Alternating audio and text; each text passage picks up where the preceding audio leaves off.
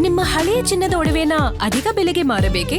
ಆಟಿಕಾಗೆ ಕಾಲ್ ಮಾಡಿ 8880 Attica gold company.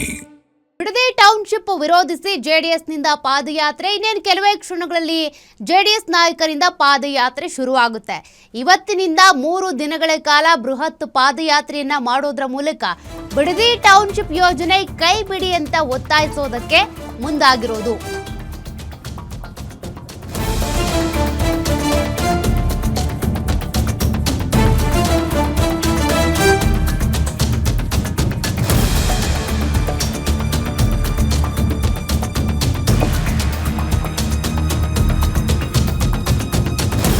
ಬೈರಮಂಗಲದಿಂದ ಬೆಂಗಳೂರಿನ freedom park ವರೆಗೂ ನಡಿಗೆ. ನಮ್ಮ ಭೂಮಿ ನಮ್ಮ ಹಕ್ಕು ಹೆಸರಲ್ಲಿ ನಡೆಯುವಂತಹ ಪಾದಯಾತ್ರೆ ಇಂದು ಬೈರಮಂಗಲದಿಂದ ಬಿಡದಿವರೆಗೂ ಪಾದಯಾತ್ರೆಯನ್ನ ಮಾಡ್ತಾರೆ. ಇವತ್ತು ರಾತ್ರಿ ಬಿಡದಿಯಲ್ಲೇ ಜೆಡಿಎಸ್ ನಾಯಕರು ವಾಸ್ತವ್ಯ ಹೂಡಲಿದ್ದಾರೆ. ನಾಳೆ ಬಿಡದಿಯಿಂದ ನೈಸ್ ರಸ್ತೆಯವರೆಗೂ ಪಾದಯಾತ್ರೆ ಇರುತ್ತೆ. ಇನ್ನು 3ನೇ ದಿನ ನೈಸ್ ರಸ್ತೆಯಿಂದ ಫ್ರೀಡಂ ಪಾರ್ಕ್ ವರೆಗೂ ಪಾದಯಾತ್ರೆಯನ್ನ ಮಾಡ್ತಾರೆ.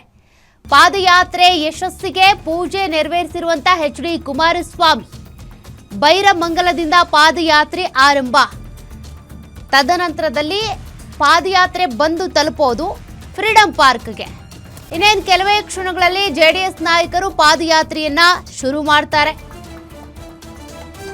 3 ದಿನಗಳ ಕಾಲ ನಡೆಯುವಂತಹ ಬೃಹತ್ ಪಾದಯಾತ್ರೆ ಇದು. ಬಿಡದಿ ಟೌನ್ಶಿಪ್ ಯೋಜನೆ ಕೈ ಬಿಡಬೇಕು ಅನ್ನೋ ಕಾರಣಕ್ಕೆ ಮಾಡ್ತಿರುವಂತ ಪಾದಯಾತ್ರೆ ಬೈರಮಂಗಲದಿಂದ ಬೆಂಗಳೂರಿನ ಫ್ರೀಡಂ ಪಾರ್ಕ್ ವರೆಗೂ ಕೂಡ ನಡೆಯುತ್ತೆ. ನಮ್ಮ ಭೂಮಿ ನಮ್ಮ ಹಕ್ಕು ಅನ್ನೋ ಹೆಸರಲ್ಲಿ ರೈತರ ಪರವಾಗಿ ಬೈರಮಂಗಲದಲ್ಲಿ ಈಗ ಜೆಡಿಎಸ್ ಜಾತ್ರೆ ಎಲ್ಲೆಲ್ಲೂ ಹಸಿರುಮಯ ಆಗ್ಬಿಟ್ಟಿದೆ. ಎಚ್.ಡಿ. ಕುಮಾರಸ್ವಾಮಿಗಾಗಿ ಕಾಯ್ತಿರುವಂತಹ ಜೆಡಿಎಸ್ ನಾಯಕರು ಅವರು ಬಂದ್ರು ಅಂದ್ರೆ ಯಾತ್ರೆ ಶುರುವಾಗುತ್ತೆ. ಈಗಾಗಲೇ ಪಾದಯಾತ್ರೆ ಯಶಸ್ಸಿಗೆ ಅಂತೇಳಿ ಚಾಮುಂಡೇಶ್ವರಿ ದೇವಿಗೆ ಎಚ್.ಡಿ. ಕುಮಾರಸ್ವಾಮಿ ಪೂಜೆ ಸಲ್ಲಿಸಿದ್ದಾರೆ. ಬಿಡದಿ ಟೌನ್ಶಿಪ್ ಯೋಜನೆಯನ್ನ ಕೈ ಬಿಡಬೇಕು ಅಂತೇಳಿ ಒತ್ತಾಯಿಸಿ ರೈತರ ಪ್ರತಿಭಟನೆಯಲ್ಲೂ ಕೂಡ ಬೈರಮಂಗಲದಲ್ಲಿ ಎಚ್.ಡಿ. ಕುಮಾರಸ್ವಾಮಿ ಭಾಗಿಯಾಗಿದ್ರು.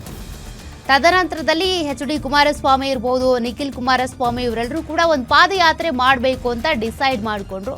ಈ ಪಾದಯಾತ್ರೆ ಇವತ್ತಿನಿಂದ 3 ದಿನಗಳ ಕಾಲ ನಡೆಯುತ್ತೆ. ಎಲ್ಲೆಲ್ಲಿ ಪಾದಯಾತ್ರೆ ಸಾಗುತ್ತೆ ನಾವು ಇಲ್ಲಿ ಗಮನಿಸೋದಾದ್ರೆ ಮೇಡನಹಳ್ಳಿ, ಬೈರಮಂಗಲ ಕ್ರಾಸ್, ಅದೇ ರೀತಿಯಾಗಿ BGS ವೃತ್ತ, ಬಿಡದಿಯಲ್ಲಿ ವಾಸ್ತವ್ಯ ಹೂಡ್ತಾರೆ ಇವತ್ತು. ತದನಂತರ ಮತ್ತೆ ನಾಳೆ ಪಾದಯಾತ್ರೆ ಶುರುವಾಗುತ್ತೆ. ಬೈರಮಂಗಲದಿಂದ ಶುರುವಾಗುವಂಥ ಪಾದಯಾತ್ರೆ ಫ್ರೀಡಂ ಪಾರ್ಕ್ ವರೆಗೂ ಕೂಡ ಇರುತ್ತೆ. ತಿಮ್ಮೇಗೌಡನ ದೊಡ್ಡಿ, ಋಷಭಾವತಿಪುರ ಇಲ್ಲೆಲ್ಲ ಕೂಡ ಜೆಡಿಎಸ್ ನಾಯಕರು ಪಾದಯಾತ್ರೆಯನ್ನ ಮಾಡಲಿದ್ದಾರೆ.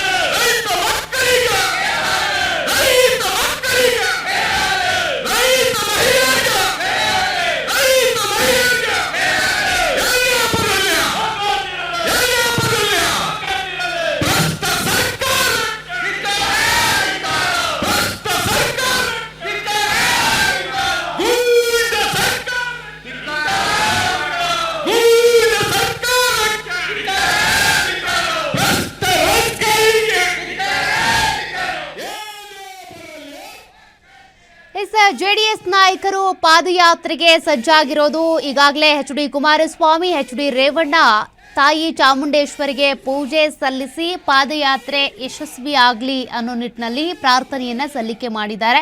ಮತ್ತೊಂದು ಕಡೆ ಬೈರಮಂಗಲದಲ್ಲಿ ರೈತರು ಈಗ ಎಚ್.ಡಿ. ಕುಮಾರಸ್ವಾಮಿ ಅವರಿಗಾಗಿ ಕಾಯ್ತಾ ಇದ್ದಾರೆ, ಯಾವಾಗ ಬರ್ತಾರೆ ಅಂತ. ಅವರು ಬಂದ ತಕ್ಷಣ ಪಾದಯಾತ್ರೆ ಶುರುವಾಗುತ್ತೆ. ಇನ್ನು ಪಾದಯಾತ್ರೆಯ ರೂಟ್ ಮ್ಯಾಪ್ ಅನ್ನು ಕೂಡ ನೀವಿಲ್ಲಿ ಗಮನಿಸಬಹುದು ಸ್ಕ್ರೀನ್ನಲ್ಲಿ, ಯಾವ ರೀತಿಯಾಗಿ ಹಾದು ಹೋಗುತ್ತೆ ಅಂತ. ಒಟ್ಟು 3 ದಿನಗಳ ಕಾಲ ನಡೆಯುವಂಥ ಪಾದಯಾತ್ರೆ. ಇವತ್ತು ಆಗಸ್ಟ್ 9, ಇವತ್ತು ನಾಳೆ ನಾಡಿದ್ದು 3 ದಿನ. ಇವತ್ತು ಬಿಡದಿಯಿಂದ ಅಥವಾ ಬೈರಮಂಗಲದಿಂದ ಶುರುವಾಗುವಂಥ ಪಾದಯಾತ್ರೆ ಬಂದು ತಲುಪೋದು ಫ್ರೀಡಂ ಪಾರ್ಕ್ಗೆ. ನಾಡಿದ್ದು ಪಾದಯಾತ್ರೆ ಮುಕ್ತಾಯ ಆಗುತ್ತೆ.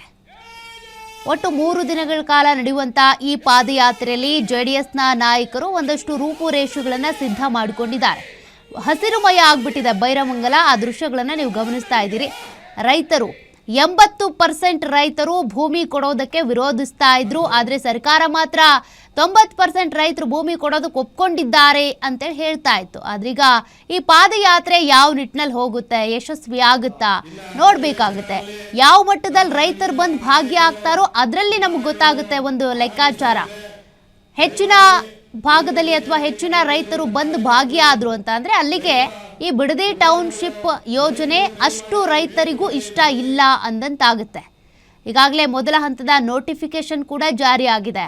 ಕೆಲವರು ಚೆಕ್ ಕೂಡ ಇಸ್ಕೊಂಡು ಬಿಟ್ಟಿದ್ದಾರೆ. ಹಾಗಾಗಿ ಇಲ್ಲಿ ಒಪ್ಪಿಗೆ ಕೊಟ್ಟ ರೈತರು ಇದ್ದಾರೆ, ಕೊಡದೇ ಇದ್ದವರು ಇದ್ದಾರೆ. ಬಟ್ ಈ ಪಾದಯಾತ್ರೆಯಲ್ಲಿ ಏನು ಭಾಗವಹಿಸ್ತಾರಲ್ಲ ಅವರೆಲ್ಲರೂ ಕೂಡ ಟೌನ್ಶಿಪ್ ಅನ್ನ ವಿರೋಧಿಸಿ, ಟೌನ್ಶಿಪ್ ಯೋಜನೆ ವಿರೋಧಿಸಿ ಈ ಪಾದಯಾತ್ರೆಯಲ್ಲಿ ಭಾಗಿಯಾಗೋದು. ಎಷ್ಟರ ಮಟ್ಟಕ್ಕೆ ಎಚ್.ಡಿ. ಕುಮಾರಸ್ವಾಮಿ ಅವರಿಗೆ, ನಿಖಿಲ್ ಕುಮಾರಸ್ವಾಮಿ ಅವರಿಗೆ, ಎಚ್.ಡಿ. ರೇವಣ್ಣ ಅವರಿಗೆ ರೈತರು ಸಾಥ್ ಕೊಡ್ತಾರೆ ನೋಡಬೇಕಾಗಿದೆ.